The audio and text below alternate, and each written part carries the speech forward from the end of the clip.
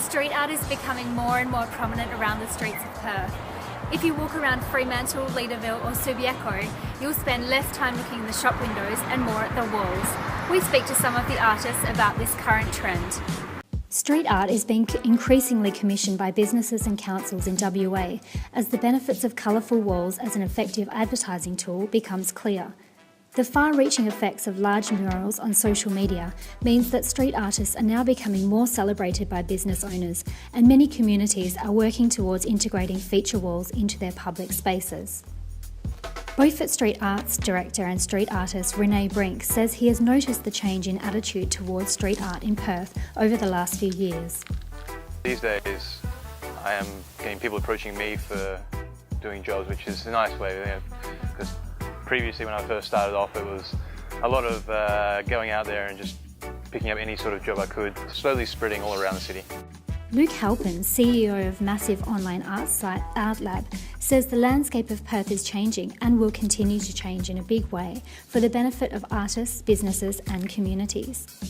I arrived here in Perth in 2012 when graffiti was considered by a lot of the mass population here in Perth just some tags on walls. He says that many artists are still not fully appreciated and rewarded financially for their talents and are expected to work their magic for free. A lot of costs that people don't understand is that the artist needs to be paid. The brushes and utilities cost money. They need to close off a street if they need to use big booms and reach high heights. But slowly it's being evolved. When they build new properties here, a lot of them are investing now to incorporate artists into their design.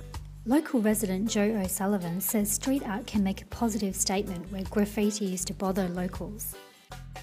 The graffiti here got to the stage that it was a source of considerable annoyance to Slaven architects who built this office, and so they commissioned a graffiti artist to come in and do this design, and my understanding is that it was half paid for by the City Council. Welsh-born Robert Jenkins says he has painted many murals without payment, but he is also finding a lot more commissioned work is now becoming available in Perth.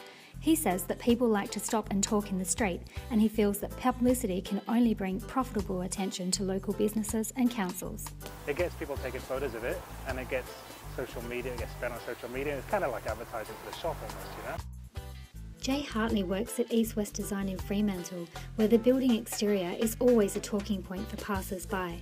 He says he thinks street artists have built up a lot of community respect. Yeah, like no vandalism's happened to the other side or anything since it's been here, but yeah, I think they all like it as well.